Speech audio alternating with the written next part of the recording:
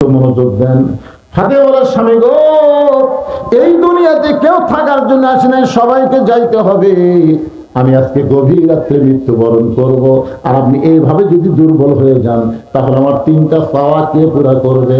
আমি বলে ফাতেমা, গরিব ছিলাম বলে দুনিয়ার জীবনে কিছুই চাইলা না, মরার পরে তুমি কি চাইবা ফাতেমা? বলে এক নম্বর চাওয়া হলো রাতের অন্ধকারে আমাকে দাফন করা লাগবে।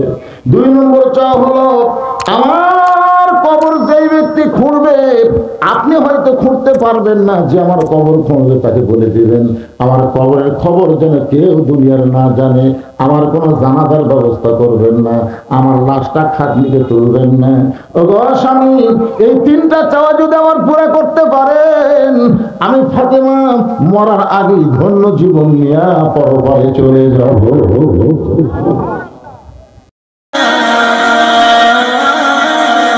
করে সেই মানুষ ক্ষতির ভিতরে আল্লাহ কি করে?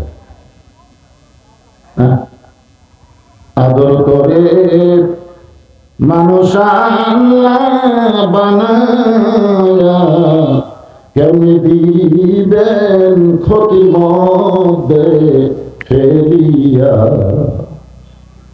আল্লাহর যত সৃষ্টি আছে সমস্ত সৃষ্টির ভিতরে মানুষকে বলা হয়েছে আল ইনসানু আশরাফুল মখলুকাত।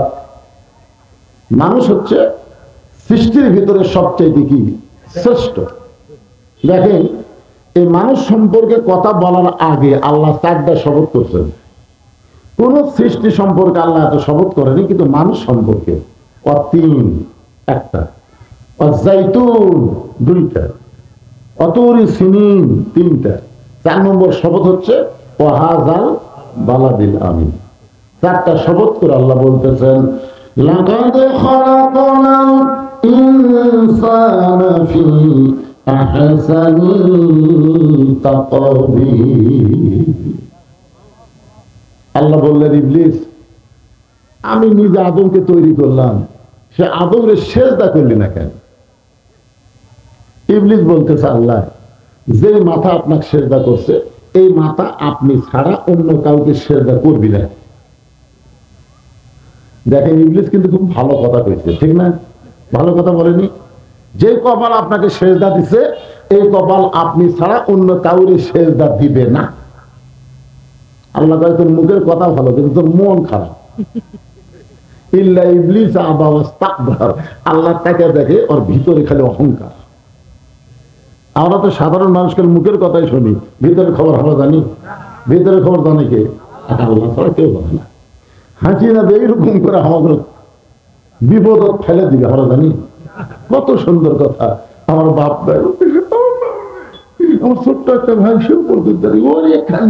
শালা কি অখান করতে তোর ঠিক কিনা? গোটা দেশ, এই গোটা বাংলাদেশ ভারতের কাছে বেশ ব্যবসা দিল। তারপর ভারতে তো খেপা গেছে। চিন্তা করে দেখেন, হাসিনা ভারতে যাওয়ার পরে ভারত কিন্তু বাংলাদেশকে নিয়ে চিন্তা করে না, খালি আওয়ামী লীগকে নিয়ে চিন্তা করে। কি বুঝতেছেন? আমরা হাসিনার মুখের কথা শুনে ওর মাথা হেজাব হাতের তসবি ধরে মনে করছি আল্লাহ কাল রাবিয়া বসলি কেউ নেই রে, কিন্তু ওর ভিতরে মালটা কি এটা বুঝবার গেলে 15.5 বছর লাগছে। সর্বোত্তম বুঝেছে আপনাদের পীরগঞ্জের ছেলে আবু সাইদ। কি সুন্দর কথা! যে কপাল আপনাকে সেজদা দিছে এই কপাল আপনি ছাড়া কাউকে দিবে না। সঙ্গে সঙ্গে আল্লাহ বললেন বের হয়ে যা, তুমি আমার এরিয়া থেকে বের হয়ে যাও, আমার রহমতের এরিয়া থেকে, হেদায়েতের এরিয়া থেকে তুই বের হয়ে যা। শয়তান বলতেছে আল্লাহ আপনাকে একটা প্রশ্ন করি। আল্লাহ কি প্রশ্ন? বলে 6 লক্ষ বছর আপনাকে সেজদা করেছি, তাহলে আদমকে একটা করিনি। আপনার যে 6 লক্ষ বছরের কাছে সেজদাতে আছে, এত সেজদা আপনার করলাম, আর একটা সেজদা আদমকে করলাম না, তাহলে আদমকে এক সেজদা না করাতে আমার সব সেজদা শেষ। প্লাস মাইনাস পাস আছে না ভাই? এই 6 লক্ষ বছর ধরে উপরে আপনাকে সেজদা করলাম, আর আদম গেলে একটা সেজদা 2 মিনিটের করিনি, তাহলে আমার সব সেজদা কি শেষ? সঙ্গে সঙ্গে আল্লাহ বলেন ইবলিস, আমি আল্লাহ আদমকে এত ভালোবাসি, আমার নিজের চাইতেও অনেক বেশি। সুবহানাল্লাহ বলতে আপনার দেরি করেন কেন? আমার এই বাংলা কথাটা আপনার বোঝেননি? আল্লাহ বলতেছে ইবলিস, আমি আল্লাহ আদমকে এত ভালোবাসি আমার নিজের চাইতেও বেশি। এই ভালোবাসার কারণে একটা সেজদা না দেওয়াতে তোর 6 লক্ষ বছরের সেজদা আমি আল্লাহ বাতিল করে দিয়েছি।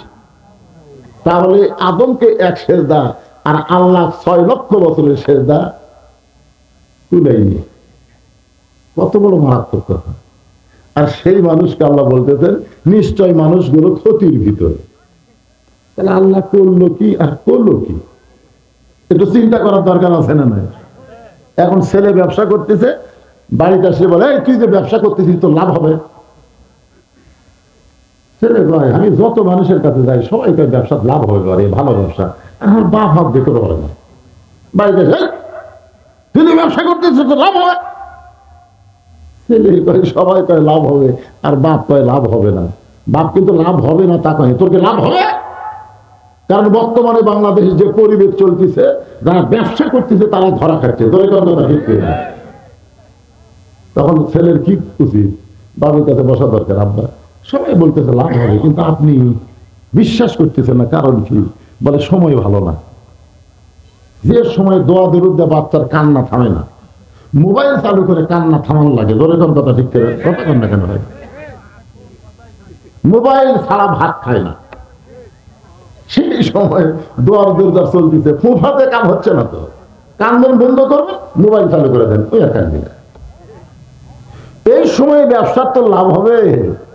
আল্লাহ সময়ের দিকে খেয়াল করে বলতেছেন সময়ের শপথ করে, ইন্নাল ইনসানা লাফি খুসর, নিশ্চয় মানুষগুলো ক্ষতির ভিতরে। বর্তমান যে বাংলাদেশের পরিবেশ, এই পরিবেশে মানুষ কোনদিন লাভ করতে পারে না। প্রত্যেকটা মানুষ ক্ষতির মধ্যে পড়ে যাচ্ছে, প্রত্যেকটা ধাপে ধাপে তার হায়াতকে অতিক্রম করে অন্ধকার কবরের ক্ষতির দিকে হাঁটতেছে। আপনি কি মনে করতেছেন যে বাড়ির থেকে আপনি আসলেন মাহফিলে, আসা একটা সময়, আবার এখানে বসে থাকলেন এটা একটা সময়, আবার যাবেন ওটা একটা সময়। এই যে আমার হায়াতের ভিতর থেকে এই সময়টা আমি অতিক্রম করতেছি, এটা কি হায়াতের লাভ হচ্ছে না ক্ষতি হচ্ছে? লাভ হচ্ছে। ছোটবেলাতে একটা গান শুনছিলাম, সবাই বলে বয়স বাড়ে আমি বলি কমে রে। শোনেননি? আপনার অনেক বয়স হবে, বয়স হয়নি, মনে করেন 80 বছর হায়াতে আমি আসছি, মনে করেন দিন দিন কি আমার হায়াত বাড়তেছে না কমতেছে? তাহলে এই জিনিসটা বোঝেন না কেন? আল্লাহ বললেন ক্ষতির মধ্যে পড়বা না। আমি আল্লাহ তোমাদেরকে ক্ষতির মধ্যে ফেলতে চাই না, যদি আমার 4টা বিষয়ে তোমরা খেয়াল করো। 1 নম্বর হলো ইল্লাল্লাযীনা আমানু ওয়া আমিলুস সালিহাতি ওয়া তাওয়াসাউ বিল হক ওয়া তাওয়াসাউ বিস সবর। এখানে কয়টা? এই 4টা আপনারা মনোযোগ দিয়ে শুনবেন। আমি সময়ের দিকে খেয়াল করে 4টা বিষয় আলোচনা করব ইনশাআল্লাহ। আপনাকে আসলে আমার 4টাই হয় না, বিষয় কয়টা? না না, যেটা হয় সেটা শুনতেছি। ওদের সাপোর্ট করে যদি 15 মিনিট ভেটা পায় তা কি হবে? দরকার হলে আমরা এইখানে জামাতের সাথে নামাজ পড়ো, কি বলেন ভাই? কাগজপত্র পাক নেই, এগুলো পাঠিয়ে দিতে মাশাআল্লাহ, কোনো সমস্যা নাই। নামাজ পড়তে গেলে শরীর পাক, কাপড় পাক, নামাজের জায়গা পাক, ধরে কার কথা দিতে এই জায়গা তো পবিত্র থাকে, অসুবিধা কি? 1 নম্বর হলো ঈমান। দরকার 1 নম্বর কি? কে যারা হাসিনাক বলতেছে যে আপনি এই বিপদে পড়ে কোন দোয়া করতেছেন, তো বলতেছে দোয়া পড়বার গেলে খেলোয়াড় নাম মনে হয়। আপনার বলেন তো বর্তমানে কেয়ারটেকার সরকারি চেয়ার যিনি বসে আছে তার নাম কি? আর বিপদের দোয়ার নাম কি? হাসিনার কঠিন বিপদে এই দোয়া পড়ার পারতেছে না ভাই।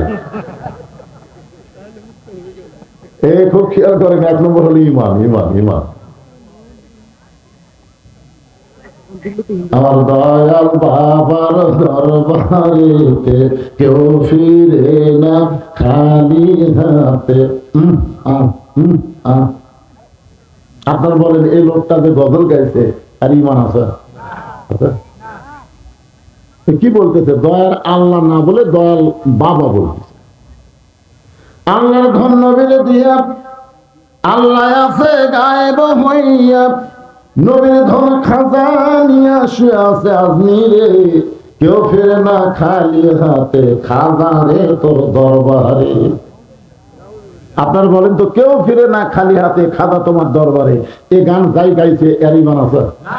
আচ্ছা, এখন আসরের নামাজ পড়ে জমির ধান দেখতে গেছে, যাই দেখো উপর জমির পানি নিচে জমির পানি নেই। তখন বলতেছে উপরে এত পানি আর আমার জমির পানি নেই।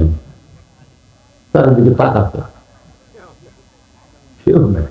আস্তে করে বসে হালকাটা দিয়ে ওই পানি দিয়ে হাত ধরছে, ধরে আবার দাঁড়ায় বলতেছে আলহামদুলিল্লাহ, কেউ দেখেনি। আপনারা বলেন তো, লোকটার কিন্তু আসরের নামাজ আছে কিন্তু কি নেই? ইমান যদি থাকতো তাহলে সে বলতো কেউ না দেখলো। আরো ধরে বলেন, কে দেখতেছে? এই জন্য 1 নম্বর হলো ইমান। ইমান যদি না থাকে আপনি যতই ভালো কাজ করেন একটা কাজও আল্লাহর দরবারে কবুল হবে না। সাহাবীরা বললেন, ইয়া রাসূলুল্লাহ, এই ইমান সম্পর্কে আমরা জানতে চাই।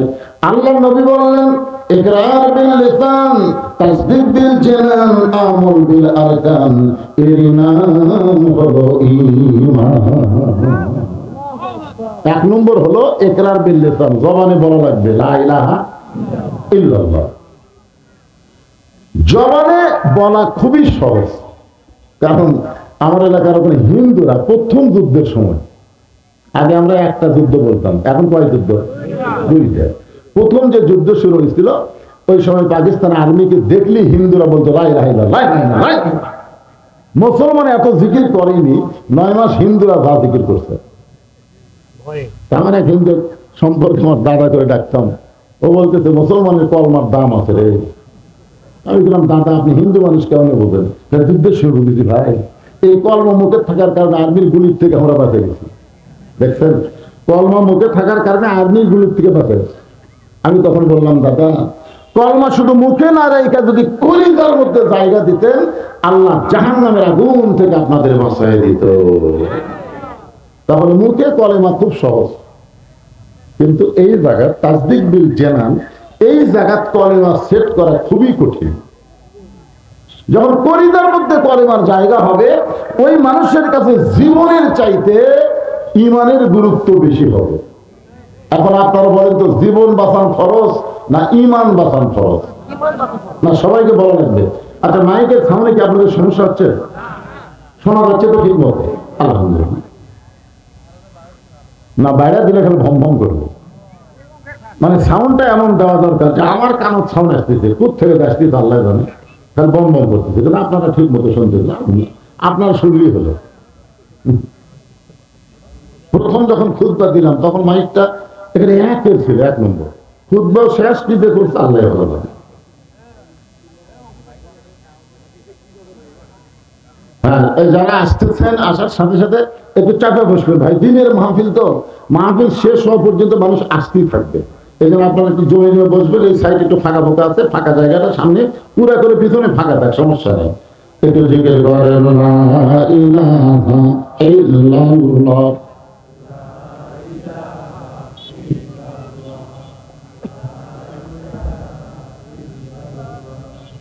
লা ইলাহা ইল্লাল্লাহু, লা ইলাহা ইল্লাল্লাহু মুহাম্মাদুর রাসূলুল্লাহ সাল্লাল্লাহু। তাসদিক বিল জানান, শোনেন, ইমানের তো 3টা বিষয় শোনা লাগবে। 1 নম্বর কি? ইমান। বাংলাদেশে একজন ইসলামী আন্দোলনের আমির ছিল, তাকে ফাঁসি দেওয়া হয়েছে। নাম হলো শহীদ মতিউর রহমান নিজামী। আপনার নাম শুনছেন? তো ওনার কাছে উকিল গিয়ে বলতেছে যে আপনি একটা ইসলামী দলের আমির, আপনাকে তো ফাঁসি দিবে। ফাঁসি মোটামুটি সব হয়ে গেছে। এই মুহূর্তে যদি আপনি বাঁচতে পান যদি আপনার বাঁচার ইচ্ছা থাকে তাহলে রাষ্ট্রপতির কাছে একটা দরখাস্ত লেখেন, রাষ্ট্রপতি দয়া করে যদি আপনাকে মাফ করে দেয় তাহলে আপনার আর ফাঁসি হবে না। এই কথা বলার সাথে সাথে তিনি মুচকি মুচকি হাসতেছেন। তো উকিল বলে হাসেন কেন? বলে হাসার কারণ হলো তোমার কথা শুনে তুমি তো আমাকে বলতেছো রাষ্ট্রপতির কাছে দরখাস্ত লেখেন। আমি তো আমার জীবনের স্বাধীনতার পরে 3টা রাষ্ট্রপতিকে ক্ষমতা থাকা অবস্থায় মরা দেখছি। যার কাছে দরখাস্ত একবার বলতেছে তারাই মরবি ধরে, কারণ তারা কি হবে কথা কন না। একটা হলো বঙ্গবন্ধু শেখ মুজিবুর রহমান, একটা হলো জিয়াউর রহমান, একটা হলো জিল্লুর রহমান। যারা নিজেরাই ক্ষমতা থাকতে মরে, কোন ইমানদার তাদের কাছে জীবন ভিক্ষা চাইতে পারে? উকিল বলতেছে গোয়ার কারণে আপনার ফাঁসি হবে। তখন মতিয়ার রহমান নিজামী বলতেছে আমার ফাঁসি হবে কিন্তু আমার মৃত্যু হবে না। ইমান কাক কয় দেখেন, আমার ফাঁসি হবে কিন্তু আমার মৃত্যু হবে না। উকিল বলে আপনি পাগল হয়ে গেছেন নাকি? ফাঁসি হলেই তো মানুষ মরে যায়। সঙ্গে সঙ্গে আল্লাহর কোরআন থেকে তেলাওয়াত করতেছেন, ওয়ালা তাকুলু লিমান ইউকতালু ফি সাবিলিল্লাহি আমওয়াতুন বাল আহইয়াউ ওয়ালাকিন লা তাশউরুন। আপনার কালকের খবর দেখছেন? গতকালকের খবর দেখছেন?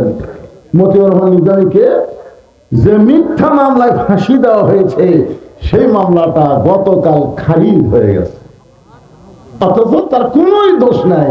বিনা দোষে একজন কোরআনের সৈনিককে অন্যায় ভাবে ফাঁসি দেওয়া হয়েছে। কি বুঝতেছেন বাঙালি? হাসিনা কয় চট করে ঢুকবো, চট করে ঢুকলে তো খট করে কুটি ঢুকা মতি জানি। বলেন দাদা ঠিক কিনা? 50 বছর কোরআনের হক তাফসীর করে মিথ্যা মামলা দিয়ে সেই কোরআনের পাখিকে 13 বছর জেলখানায় বন্দী রেখেছো, অন্যায় ভাবে হাসপাতালে তাকে হত্যা করেছো। বাংলার জনগণ আগেকার মতন নাই। আবু সাইদের রক্তের বিনিময়ে বাংলার মুসলমানের ঈমান আল্লাহ বাড়ায় দিয়েছে। এরই নাম হলো তাসদিক বিল জানান। কলিজার মধ্যে যখন ঈমান ঢুকবে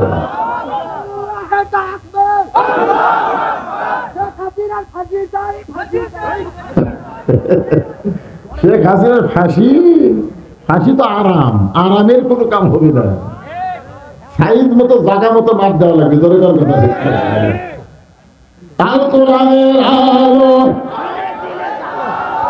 দিলে দিলে মানে বুদ্ধি তো দিলে মনে মনে চালো ঠিক আছে, কিন্তু ঘরে করে চালো ঘরে চালো না, ঘরে না জায়গা মতো চলা লাগবে। কিসের খবর? এই দিলে দিলে মনি মনি কুলি কুলি এলে কয়ে তো আমরা আগামীতে 300 জন ভালো মানুষকে ওই জায়গা পাঠাবো। এই কোন বদমাইশ মমতার মতো গাইকে মাহিয়ার মতো নেইকে ফেরদৌসের মতো নাই চোর বাটপারকে আর ওই ভালো জায়গায় আমরা পাঠাবার চাই না। ভালো মানুষকে ভালো জায়গায় পাঠাবো। সাইদি সাহেব যখন ফাঁসির মঞ্চে গেছে তখন কোরআন শরীফ সশিবুকতা দেখেন না আপনারা, এই কোরআন হাতত নিয়ে ওই জায়গায় যাবে। এই জন্য আল কোরআনে আলো জায়গা মতো মানে সংসদে যাবে করা লাগবে। একবার কয়ে দেখেন, আগামীতে সব দেখা শেষ, কোরআনের দেখবো বাংলাদেশ। জোরে গান কথা ঠিক আলো কোরআনের আলো, কোরআন হাদিস যেখানে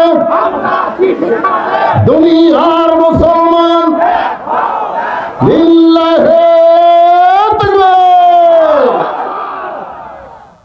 তাসদিক বিল জানানোর উপরে আলোচনা শেষ, কারণ সময়ের দিকে খেয়াল করে ওয়াজ করা লাগতেছে। এরপরে আছে আমল বিল আরকান, ইমানের শেষ কথা, যে আমি যে ইমান গ্রহণ করছি এই ইমান অনুযায়ী আমাকে আমল করা লাগবে। আপনার বলেন তো, ইমানকে বাঁচাবার গেলে যে আমলটা 1 নম্বরে থাকবে তার নাম কি? এই হাসিনা, এই খালেদা, এই বিএনপি, আওয়ামী লীগ, জাতীয় পার্টি এরকম যতবারে ক্ষমতার পাঠান, ওরা ক্ষমতার চেয়ার পায় কিন্তু পদ্মা সেতু, যমুনা সেতু, এটা সেটা বহু কিছু করবার ভাবি, কিন্তু আসল কামত যাবে না। অথচ আল্লাহ কোরআনে বলেছে আল্লাযীনা ইম্মাক্কান্নাহুম ফিল আরদ, মুসলমানের মধ্যে কাউকে যখন ক্ষমতার চেয়ার দেওয়া হবে, তাহলে 1 নম্বর কাজ হচ্ছে আকামুস সালাত, নামাজ কায়েম করা। নামাজ যখন বাংলাদেশে কায়েম হয়ে যাবে, তখন বাংলাদেশের মানুষের চরিত্র কেমন হবে? আল্লাহ কোরআনে বলেন, ইন্নাস সালাতা তানহা আনিল ফাহশাই ওয়াল মুনকার। একমাত্র নামাজই পড়ে মানুষকে যাবতীয় অশ্লীলতা খারাপি থেকে বাঁচায় দিতে। এই জন্য আমল বিল আরকান ওয়া আমিলুস সলিহা, এই দুইটাকে একত্র করে আমি আপনাদের বলতেছি, 1 নম্বর হলো নামাজ। বলে কারণ 1 নম্বর কি? হাদিস শরীফে বলা হয়েছে, লা সালাতা লা ঈমানা, যার নামাজ নাই তার ঈমান নাই। কথা কর না কেন বলে ছেলেরা, কথা কর না কেন? এখন যদি বলা হয় জোহরের নামাজ কারা কারা বলেনি, নামাজ পড়ে না, মাইক আলা নামাজ পড়েনি, বলছে তাছাড়া মাইক এরকম মন বন্ধ দিয়ে করে বুড়ে হচ্ছিল কণ্ঠ একের কণ্ঠ মাল বগুড়ার কি মনে করছো? আজ থেকে 30 বছর আগে আমার ওয়াজের ক্যাসেট আছে, তোমার হুঁশ নেই? তখন কিন্তু ফেসবুক মিডিয়া এগুলো কিছুই নাই রে পাবে। সেই কণ্ঠ আজকের ওয়াজ সেট করে দেখে একই কণ্ঠ। কারণ আমার গলার মধ্যে আল্লামা সাইদুল করে ফু আছে, একসঙ্গে মাহফিল করতে আমরা পাব নাই, তাই এটা হাকার ফুটে দিই। আর সেই ওয়াজ মানে বুঝতে পারছে তারা ভম ভম করতে, তার মানে নামাজ পড়িস নি।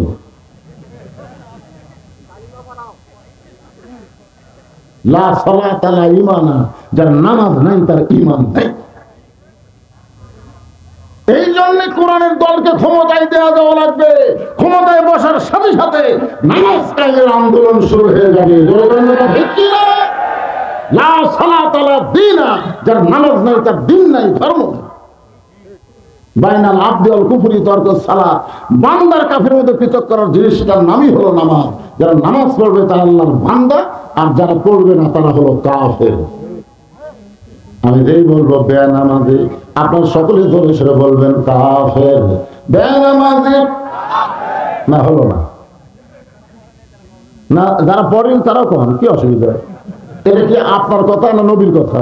নবীর হাদিস বলতেছে। তার নবীর সাথে আপনি দিন নামাজ পড়ে তো একটা কাম করছেন, এবার আর কাফের না করলে আপনি আবার আরেকটা ডবল কাফের হয়ে যাবেন। আমি যেই বলবো বেনামাজি, আপনার জবান খুলে বলবেন কাফের। বেনামাজি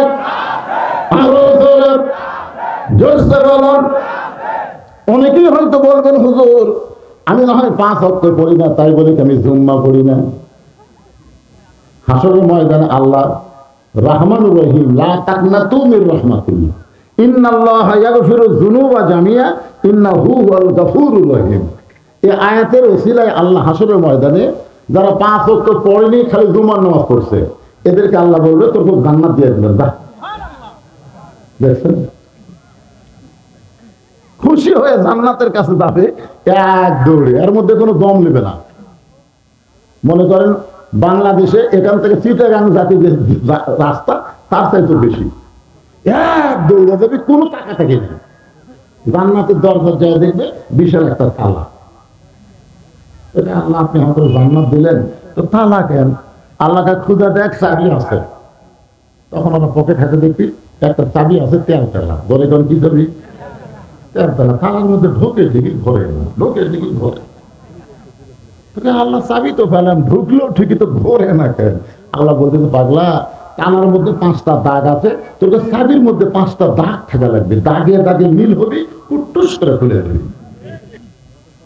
তখন তো আল্লাহ আমাদের চাবির তো দাগ নেই, এলে কিসের দাগ?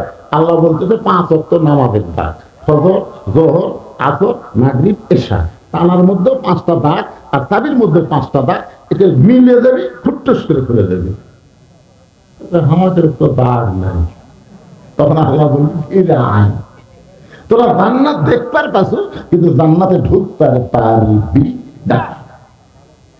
এখন চিন্তা করেন, জুম্মা পাটি ও জুম্মা পাটি, সবাই শেষে যাবেন, আগে আসবেন, আল্লাহর সঙ্গে ঠাট্টা করবেন। আল্লাহ বলেছেন ফাওয়াইলুল লিল মুসাল্লিন, ইযা নুদিয়া লিস-সালাহ মিন ইয়াউমিল জুমআহ ফাসাউ ইলা যিকরিল্লাহ, জুমাটা আযান দেওয়ার সঙ্গে সঙ্গে মসজিদে যাওয়া হলো আল্লাহর হুকুম। আর তুমি সবার শেষে গেলে, সবার আগে দাঁড়িয়ে হলে তুমি কে? ফাওয়াইলুল লিল মুসাল্লিন। পুরুষ মানুষের জন্য 1 নম্বর হলো নামাজ। আর আমার মা বোনেরা যারা পর্দার অন্তরালে বসে শুনতেছেন, তাদের কিন্তু আমিরুস সালিহা 1 নম্বর নেক আমল নামাজ না, 1 নম্বর নেক আমলের নাম হলো পর্দা। তাহলে পুরুষের জন্য 1 নম্বর নেক আমলের নাম কি? আর নারীদের জন্য 1 নম্বর হলো পর্দা। পুরুষরা যদি 5 ওয়াক্ত নামাজ কায়েম করে আর নারীরা যদি পর্দার ভিতরে ঢুকে যায়, এই গোটা বাংলাদেশ যেন শান্তির জান্নাত হয়ে যাবে।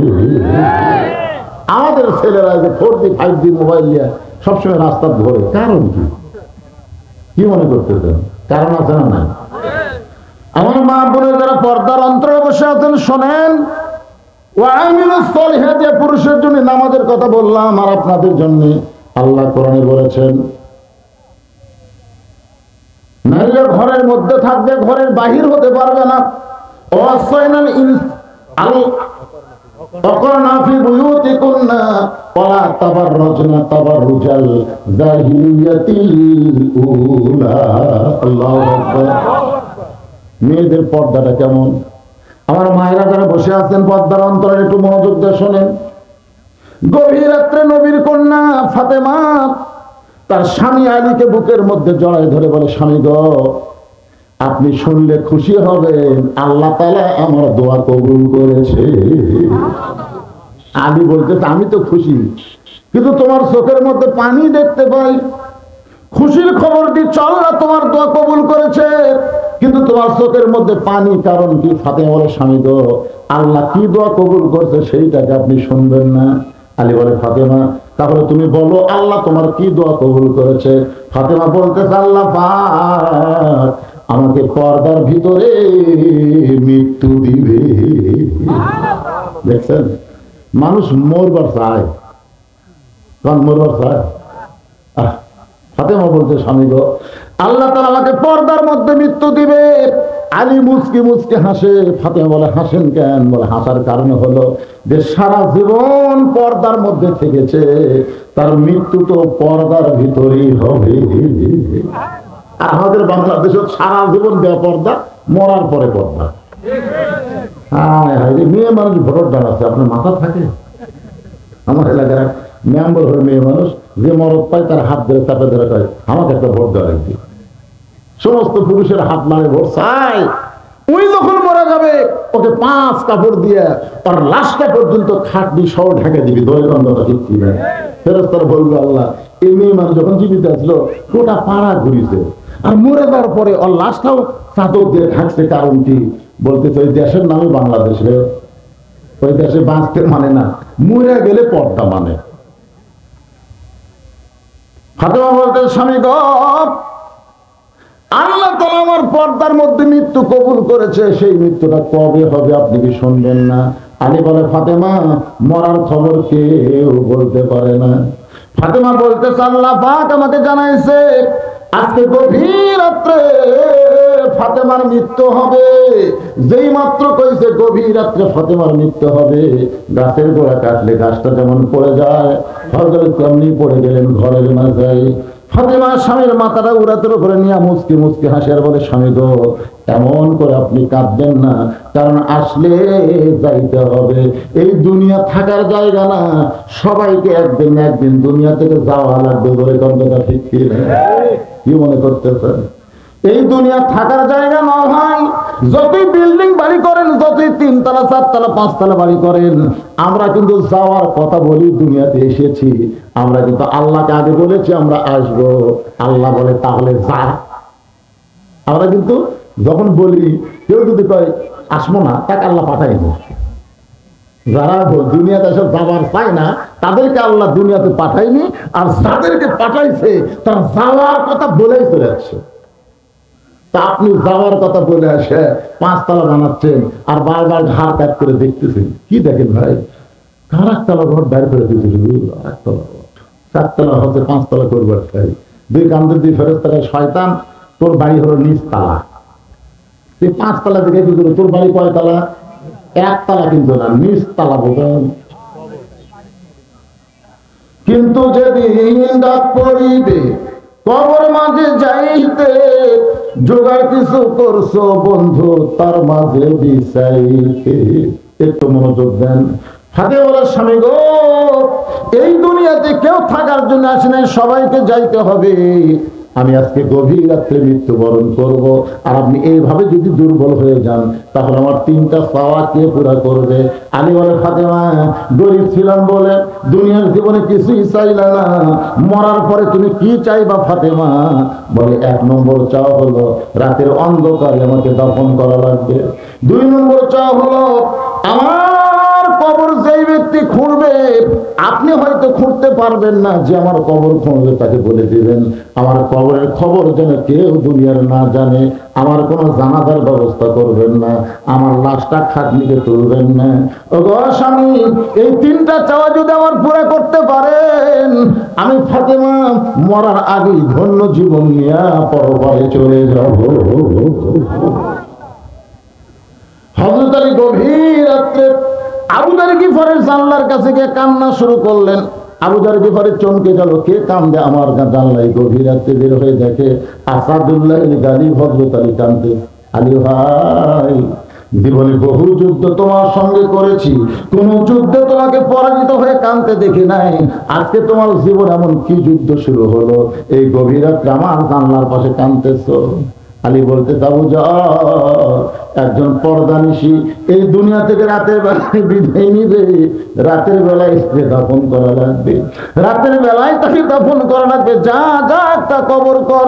আবু যার গিফারি বলতে, জানি সেই পর্দানিশী কে গো, তার নাম কি তোমার জানা নাই? বলে, আমার হাসান হোসেন মা আজকে গভীর রাতে দুনিয়া থেকে বিদায় নেবে। আবু যার গিফারি কোদাল নিয়া ওই জান্নাতুল বাকির পূর্ব কোণায় সবুজ রঙের একটা বাতি জ্বলতেছে, ওই বাতি বরাবর দাফন করার জন্য কবর খনন শুরু করলেন। কবর খুঁড়তে খুঁড়তে এক সময় আবেগে চিৎকার দিয়ে বললেন, কবর তোর মধ্যে এমন একজন মহিয়সী নারীকে রাখা হবে যার বাবা হচ্ছে আল্লাহর নবী, তার বাবা হলো বিশ্ব নবী। খবর তুই করিস না, তোর মধ্যে এমন একজন মাকে রাখা হবে যার 2টা সন্তান জান্নাতি যুবকদের সর্দার হবে কবর রে। তোর মধ্যে এমন একজন বিবিকে রাখা হবে যার স্বামী আসাদুল্লাহ গালি হযরত আলী। কবরের ভিতর থেকে আবু যার কবরকে সাবধান না করে বরং কবরবাসীকে সাবধান করো। এই কবরকে সাবধান না করে যারা কবরে আসবে তাদেরকে সাবধান করো। কার মেয়ে, কার বিবি, কার মা, এইটা কবর দেখবে না। আমল যদি ভালো হয় কবর জান্নাতের বাগান হবে, আর আমল যদি খারাপ হয় কবর জাহান্নামের গর্ত হবে। আবু যার গিফারি আর কবর করতে পারে নাই, ওই কোদাল ফাইলা দিয়ে গোরস্থান থেকে পালায় যায়। নির্দিষ্ট সময় হযরত আলী ফাতেমাকে কাঁধে করে নিয়ে ওই জান্নাতুল বাকিতে দাফন করার আগে চিৎকার দিলেন, আবু যার কবর ছেড়ে পালায়া যা। কিন্তু আমার আল্লাহ তাআলা আবু যারকে আগে কবর থেকে খেদাই দিয়েছে। হযরত আলী কবরে ফাতেমাকে দাফন করে আল্লাহকে বলতে, আল্লাহ তোমার বান্দি ফাতেমাকে তুমি কবুল করে দাও। এ দোয়া করার সঙ্গে সঙ্গে তাকায় দেখে সামনে কয়েকটা পুরাতন কবর দেখা যায়। এই মাত্র ফাতেমার কবর দিছে, সেই নতুন কবর আর চোখে পড়ে না। গোটা জান্নাতুল বাকি হযরত আলী দৌড়ায় আর বলে, ফাতেমার কবর, ফাতেমার কবর। কে যেন ডাক দেবে, আলী রে, ফাতেমা হলো পর্দানিশী। আমি আল্লাহ জোহরা ডিগ্রি দিয়া ফাতেমার কবরটাকে কিয়ামত পর্যন্ত পর্দা করে দিয়েছি। আমার মায়েরা যারা পর্দার অন্তর আছেন, ওই ফাতেমাকে আল্লাহ তাআলা জান্নাতের নেত্রী বানাবেন। ওই ফাতেমার সঙ্গে যদি জান্নাতে যাওয়ার চান তাহলে নারীদের 1 নম্বর আমলের নাম হলো পর্দা। হযরত আলী ফজরের নামাজ পড়তে গেলেন, ফাতেমাকে দাফন করছে, গভীর রাতে ফজরের নামাজ পড়তে গেলেন। দেখি তো আবু বকর কোথায় গেল। কবর খোঁজার কথা বললাম, ওই কবরে কোদাল ফেলে দেয় কোন জায়গার কাছে। ফজরের সময় দেখে আবু বকর নাই। আল্লাহ রাসূল সবসময় বলতেন, মানিক জোর আলী আবু বকর, ধরে যান সুবহানাল্লাহ। মানে 2 জনের মধ্যে এমন বন্ধুত্ব ছিল, ওনারা যখন নামাজ দাঁড়াবে একসাথে, যদি কোনোদিন একটু দেরি হয় 2 জন একসাথে।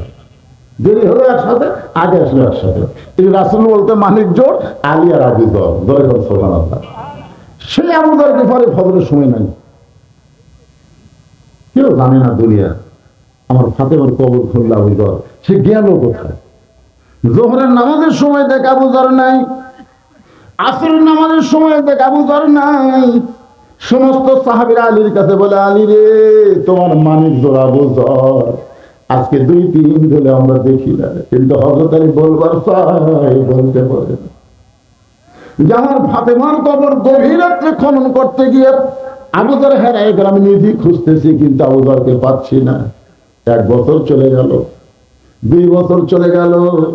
কয়েক বছর যাওয়ার পরে মদিনার মাটিতে একটা পাগল, চুলগুলো কেমন, পোশাকগুলো কেমন, পাগল যখন ঘুরতেছে, মদিনার ছোট বাচ্চারা পাথর মারতেছে, ধুলাবালি মারে, পাগল কথাই বলে না। হযরত আলী বলে, কে রে যুবকেরা, ছোট বাচ্চারা, কাকে মারতেছো, কেন মারতেছো? বলে, এই পাগলকে তো আমরা চিনি না, আমরা মদিনায় দেখার পর আমাদের মদিনার মানুষের মতন চেহারা মনে হয় না।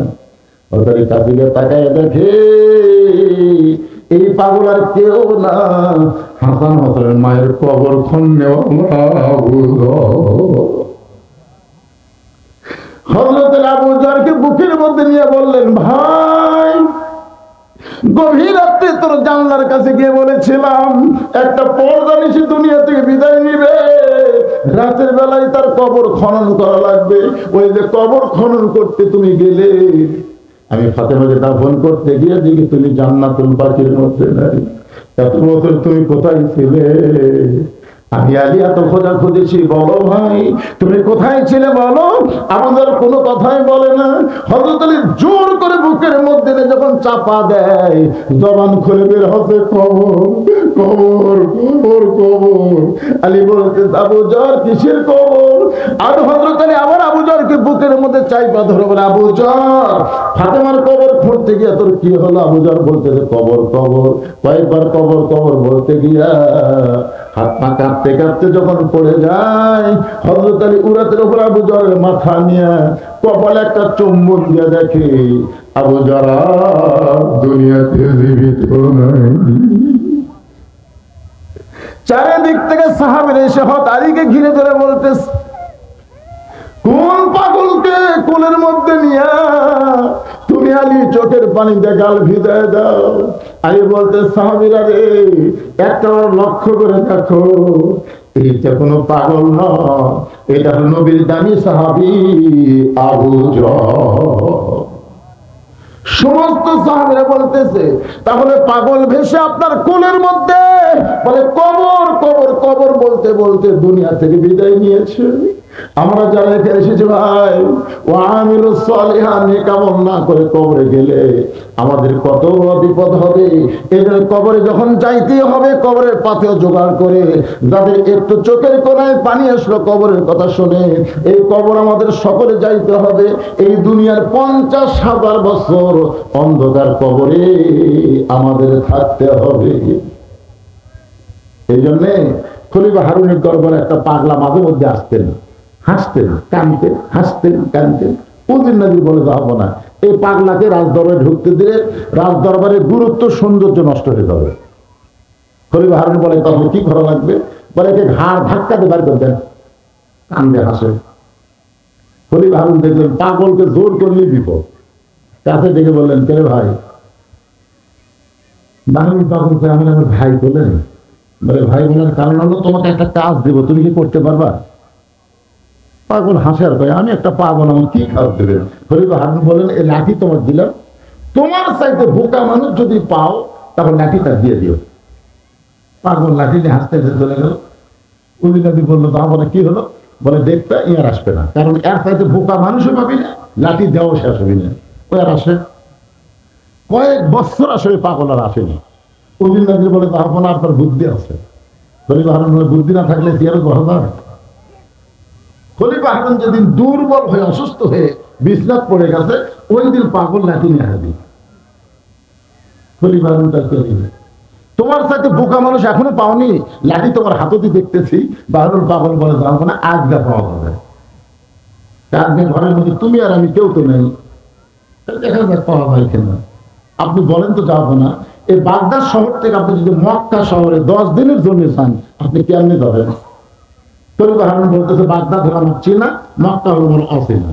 তো চীনা শহর থেকে অচেনা শহরে এমনি এমনি গেলে হবে না, মাল সামানা জোগাড় করে আমাকে রওনা দেওয়া লাগবে, কারণ মক্কা দিয়ে যেন আমার অসুবিধা না হয়।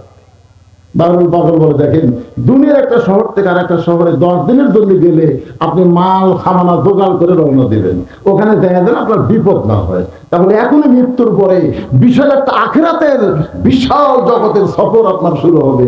সেই সফরের জন্য কতটুকু জোগাড় করতে হয়? এমন প্রশ্ন করছে খলিফা হারুন ছোট বাচ্চার মতন কান্দে। বাহুল পাগল বলে, যাবো না, কান্দেন কেন? বলে ভাইজান এখনই মৃত্যুর পরে আখিরাতের বিশাল একটা জগতের সফর শুরু হবে, ওই সফরের জন্য তেমন কিছু আমি জোগাড় করি নাই।